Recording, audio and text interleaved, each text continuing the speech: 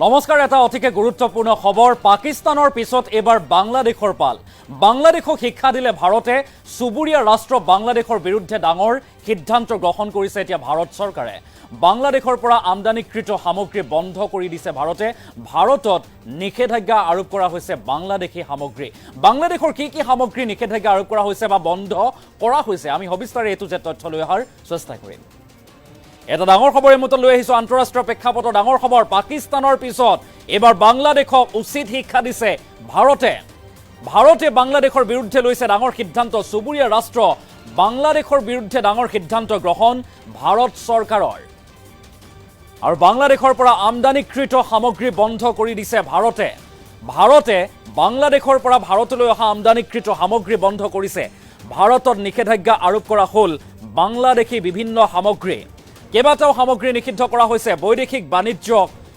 বৈদেশিক বাণিজ্যিক মন্ত্ৰালয়ে জাৰি কৰিলে কঠোৰ নিৰ্দেশনা।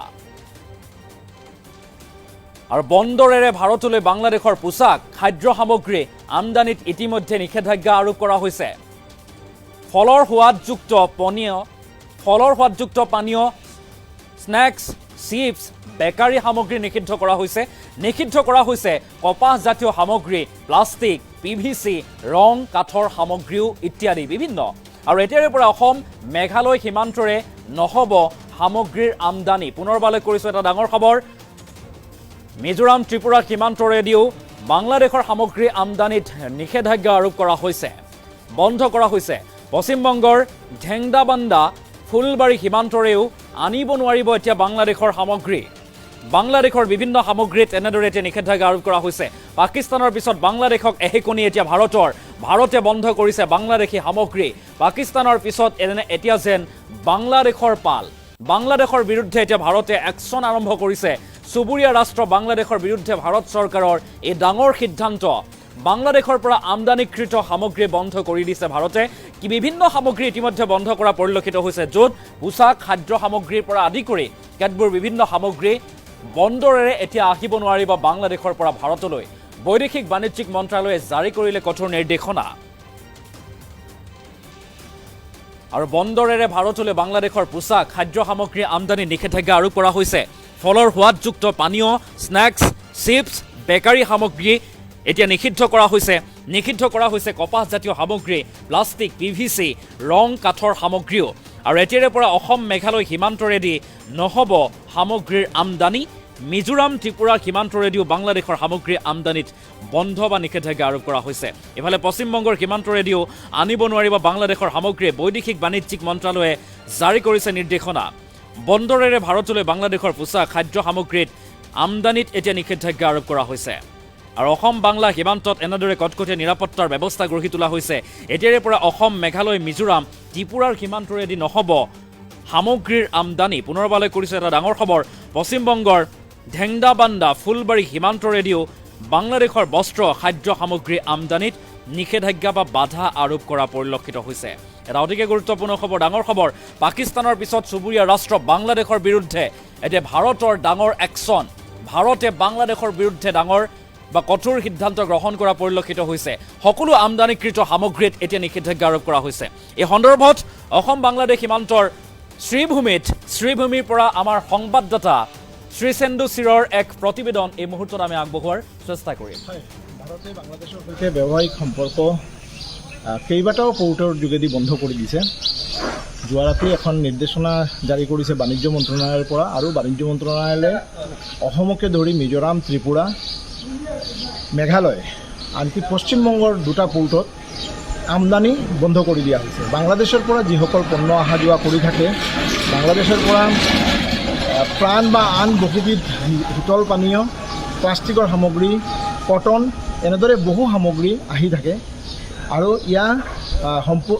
এই যিখন অসম পশ্চিমবংগৰ দুটা বন্দৰৰ লগতে ত্ৰিপুৰা, মেঘালয়, মিজোৰামৰ যি সীমান্তসকল আছে, এই সীমান্তত সম্পূৰ্ণৰূপে এক্সপৰ্ট বন্ধ কৰি দিছে। অৰ্থাৎ বাংলাদেশৰ পৰা যিসকল বয়বস্তু আহি থাকে, সেই বয়বস্তু আমদানিৰ ক্ষেত্ৰত নিষেধাজ্ঞা আৰোপ কৰিছে। মই বৰ্তমানে উপস্থিত হৈছোঁ কাৰিবাৰী ঘাট PCPত।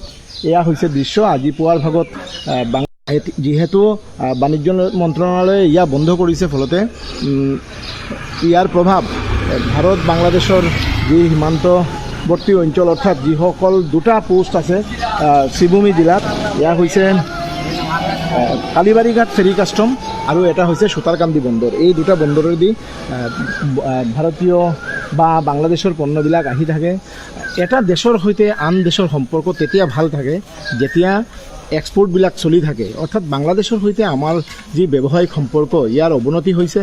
কাৰণ দেখিব পোৱা গৈছে বাংলাদেশত বৰ্তমান সময়ত ইউনিট চৰকাৰ গঠন কৰাৰ পাছতে যি ইউনিট চৰকাৰে যেনেদৰে ভাৰত বিৰোধী চক্ৰান্ত বা চীনৰ যি এগ্ৰেশ্যন হৈছে বাংলাদেশত, সেই কাৰণতে বাংলাদেশে অৰ্থাৎ বাংলাদেশত হেঁচা দিয়াৰ কাৰণে কিন্তু ভাৰতে ইম্পৰ্টৰ যি বিজনেছ ইয়া বিভিন্ন পোৰ্টৰ যোগেদি বন্ধ কৰি দিছে আৰু ইয়ালৈ এখন নিৰ্দেশনাও জাৰি কৰিছে বাংলাদেশৰ বাণিজ্য অৰ্থাৎ ভাৰতীয় বাণিজ্য মন্ত্ৰণালয়ে। বাংলাদেশৰ যি পণ্যবিলাক ইমান দিন আহিছিল শ্ৰীভূমি জিলাকে ধৰি ত্ৰিপুৰা, মিজোৰাম, মেঘালয় যি বৰ্ডাৰ আছে এই বৰ্ডাৰ পোৰ্টেদি কিন্তু বৰ্তমান সময়ত ইয়া সম্পূৰ্ণৰূপে বন্ধ কৰি দিছে। ইয়া এটা ডাঙৰ খবৰ বুলি ক'ব লাগিব। আৰু বাংলাদেশৰ সৈতে ভাৰতৰ যি সম্পৰ্ক ইয়াৰ যথেষ্ট অৱনতি হৈছে। আৰু এই বা আমি যেতিয়া শেহতীয়াকৈ পাকিস্তানৰ সৈতে ভাৰতৰ যি যুদ্ধ শীতল যুদ্ধ হৈছিল, সেই যুদ্ধৰ সময়তে বাংলাদেশৰ বহু লোকে ভাৰত বিৰোধী বক্তব্য উপস্থাপন কৰিছিল বা বাংলাদেশ চৰকাৰেও কিন্তু ভাৰতৰ বিৰুদ্ধে থিয় দিছিল। সেইকাৰণে বাংলাদেশৰ সৈতে যিসকল পোৰ্ট আছে এই পোৰ্টবিলাক বন্ধ কৰি দিয়া হৈছে আৰু আমদানিৰ ক্ষেত্ৰত নিষেধাজ্ঞা আৰোপ কৰিছে। আমদানিৰ ক্ষেত্ৰত যদি নিষেধাজ্ঞা আৰোপ কৰিছে তেতিয়াহ'লে বাংলাদেশৰ অৰ্থনৈতিক এটা সমস্যাত পৰিব, কিয়নো শ্ৰীভূমি জিলাৰ বহু ব্যৱসায়ীয়ে বাংলাদেশৰ যি পণ্যবিলাক আনিছিল ইয়া কিন্তু যথেষ্ট মাত্ৰাত কমি যাব, কিয়নো আন বন্দৰেদি এই সামগ্ৰীখিনি অনাৰ ক্ষেত্ৰত অসুবিধাৰ সন্মুখীন হ'ব। আৰু সেইকাৰণে বাংলাদেশৰ যি বিজনেছ, বাংলাদেশৰ সৈতে ভাৰতৰ যি ট্ৰেড, এই ট্ৰেডত সমস্যাৰ সৃষ্টি হ'ব। হয়, ভাৰতে বাংলাদেশৰ সৈতে ব্যৱসায়িক সম্পৰ্ক কেইবাটাও পোৰ্টৰ যোগেদি বন্ধ কৰি দিছে।